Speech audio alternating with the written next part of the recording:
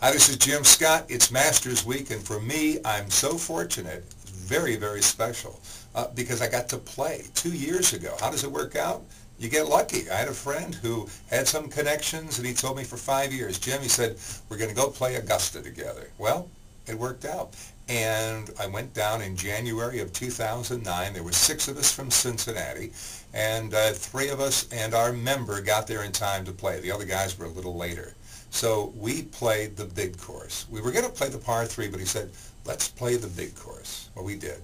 All the way through Amen Corner, which is 11, 12, 13. What an experience. And I'll tell you how unique this was that day. The guy said, I don't think this has ever happened before. I said, what? He said, we're the only ones in the golf course. So there were the 4 of us, had Augusta all to ourselves. It was great. We played. Then we stopped, took a shower, had dinner, which was amazing. We were the only ones in the clubhouse. Talk about exclusive. And we spent the night. Where did we stay? At the Butler Cabin. They have these different cabins you've heard about. The Butler Cabin is where they do all the filming and the interviews at the end of each day, and then, of course, at the end of the tournament. So that was amazing. I mean, you pinched me. And the next day got up, practiced, and played again. It's an amazing golf course. Every single every blade of grass is cut every day. That's one thing I learned. Manicured perfectly. And I played pretty well. In fact, I got lucky enough on Amen Corner to have a tap-in bogey on the 11th, and then that famous number 12 hole, the par 3, I birdied it. I don't know how I did that. And then the next hole I parred. So I was even par in Amen Corner.